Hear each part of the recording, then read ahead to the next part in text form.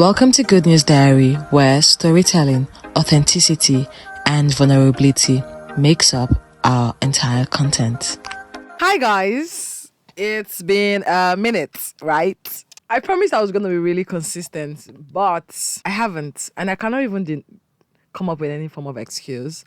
Life has been dealing with me, and I have been dealing with life. We've been dealing with each other. I think that's the only tangible excuse I can come up with, and it's just been a lot trying to figure out my life, especially now that I'm in a new country, and I have not been doing an amazing job. I won't lie to you. I haven't been doing an amazing job. So prior to the time I moved to the UK, I knew what I wanted to make out of my life. I knew what I wanted to be. Those things haven't changed till now. It's just that now I'm in a different space. I'm in a different place. I need to do things much more differently than I would have done if I was in Nigeria, or I was doing rather. So prior to this time, I knew that I wanted to do this. I knew how I wanted to do it. I knew where I wanted to do it from. I knew how I was going to start. And it felt so easy in my brain. You know, sometimes when you imagine ideas, they seem to be so realistic in your head. They seem to make so much sense in your brain. But when you now start actualizing it physically, it's like, is it this hard? I thought I was good at this. I thought I would do this right. But it's not the same thing. I mean, the way it was in my brain is not the way it is physically. And I've just been through so much emotional roller coasters. I have cried. I have prayed. I'm trusting God. I have lamented. I've asked myself questions. What exactly am I doing with my life? I've thought of giving up, especially my brand that I'm building. Yeah, I won't lie to you guys. I've thought of giving it up. I've thought of even stopping Good News Diary because I felt, what is there again? I should just quit everything. So yeah, this is me literally trying to tell you guys my story. I was talking to my friend some days back, and I told her that I don't even know what I'm doing with my life again. What am I doing with my life? I was crying. I was talking to her, and she was like, I understand. And she encouraged me. She prayed with me. She was like, don't worry, everything will fall into place. I know that God has better plans for you. It's okay to feel the way you feel, but don't worry, with time you would adjust, and then you'll tell the story of how you overcame, things like that. And I felt really good. And then I prayed about it, and I told God my current situation.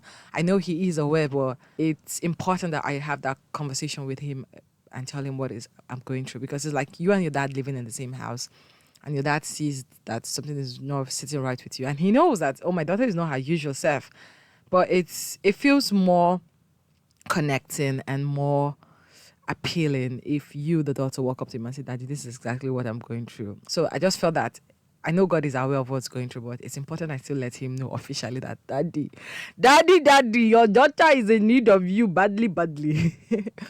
And all of that. And since I prayed and spoke to God, it's been going well.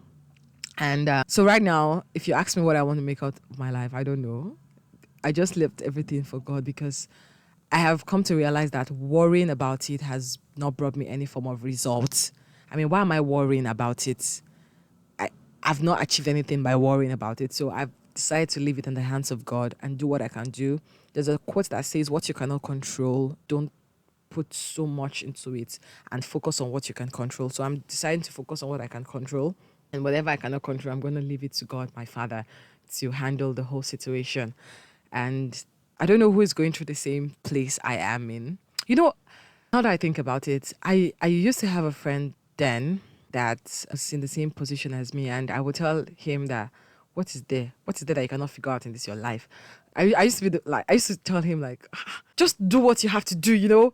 This is what you want to do. Plan your life. That's what I say. I say, plan your life. And now I can't even take my own advice because it doesn't make any sense. I spoke out of ignorance.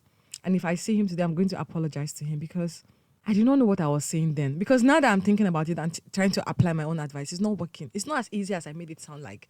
I was just telling him, think about it, go back into the source. What do you like to do best? Try it out, apply for jobs. I was just talking, rambling, running my mouth, because I hadn't gone through what he was going through. I did not understand for a fact what he was going through. And now that I'm in that space, gosh, I must have sounded very stupid, because my advice doesn't even make sense, even to me. So there are times where somebody is going through a stage or a phase in his or her life, and you feel like you have the best advice. My sister, my brother, let me tell you something. your advice to you might actually be the best thing because you haven't really experienced what that person is experiencing. Now, when you start to experience what that person is really going through, you know that your advice, there's something wrong with it. Because that's how I feel right now. My advice didn't even make sense then. So I wondered how he felt when I was telling him those things. Because now to me, I'm like, what the hell was I saying then? But have I figured out my life yet? No. But am I going to sulk, cry, get depressed over it? No. I had done that. It wasn't working. I am deciding to do what I can do and leave the rest to God. Because I have come to this acceptance that God is invested in my life too much and he wouldn't want to see me waste. So I have decided to involve him in my life and allow him take the lead while I will follow. Because that's the only way this life that I'm living can make sense to me. I have been trying to do it on my own way and it's not working. It has never worked. But now I'm deciding to let God be the driver, sit at the driver, sit at the driver's seat of my life, drive my life to the destination that he feels is the best place for me without complaints, without saying, oh, no, we should have turned there, we should have, no. Because a lot of us say things like, I've handed over my life to God. I've handed over my decisions to God. I've handed over everything to God. And so in some way, we are still struggling with the authority. We're still struggling with letting go completely. We haven't let go completely. There's some things that we are still saying, oh God, now don't do it like this. Let's try and do it like, no, me, I'm not, I'm telling him, see, handle it. I can't because I really cannot deal with it. So I've left it for God to handle and I'm learning to trust his direction. I'm learning to trust where he's going to lead me to. Whatever ideas that come into my head and he says, go for it, girl, I'm going for it. Whatever idea comes into my head and he says, don't go, don't do this, don't do this. It's going to be hard to say, I won't do it, but I'm going towards that path because that's the only path that works now. That is the only thing. And how did I come to this conclusion? So one day I was praying to God about my life and how it had turned out in such a way that I cannot figure out what exactly I want to make out of it. And I prayed to God I handed over things to God and then I told God that I am allowing you to sit at the driver's seat of my life to drive me to wherever destination that you think is good because your word has told me that the thoughts you have towards me are thoughts of peace and not of evil to give me hope and expected end. And also because your word has also told me in the book of Jeremiah that before you formed me in my mother's womb, you knew me and you ordained me prophet of nations. And also because of the fact that whatever God says comes to pass, and so many other scriptures that I can say to you now. After praying that prayer, I was cooking at the time. I had put something in the air fryer to warm and all of that. And it was going to get burnt. And I told God, I said, God, I don't want to leave this atmosphere that I am in. So I need you to help me check the food I'm cooking. Literally was what I told God. I needed to help me check the food I'm doing. If it's done, turn off. It sounds crazy. Turn off the cooker and don't let my food burn. The timer, let it end. If the food is ready, let it end.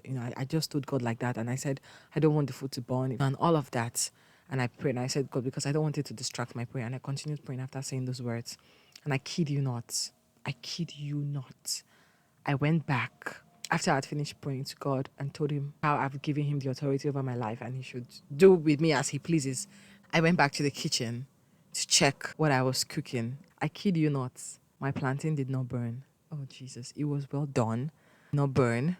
The timer went off. So it had already been cooked. Didn't get burnt because if it had stayed longer than the time, it would have gotten burnt. So I don't know whatever God did, but when I came into the kitchen, my plantain was properly roasted. The air fryer was turned off and it did not burn. And then I knew in my heart that God really heard the entire prayers I prayed because he probably would not have heard one and left the other. He heard everything. That was the confirmation I needed that God heard me and what I was doing was the right thing and it was high time I had done what I had done. So I said to myself, God, you are really intentional about my life. So that's the path I'm choosing to go through. I'm choosing to go with his leading. I'm choosing to, no matter how difficult, God help me, give me the grace. But that is it. So I don't know what you're going through and you feel like you cannot come out of it or you feel like your life is a mess or you're trying to start your life over again because moving to the UK, that's exactly what I'm doing. I'm trying to start my life over again. I don't know what it is you're facing. I don't know what you think it is that you feel it's impossible and it cannot happen. You've tried every possible way. It's not working. Hand it over to God. Hand it over to God and I trust God in your life that he will make every crooked place straight for you. He will carve the path that you would follow. Just hand it over to God and don't worry. Don't hand it over to God and always go for every 5 minutes and say, God, how far now? God, how far? God, have you done it? God is.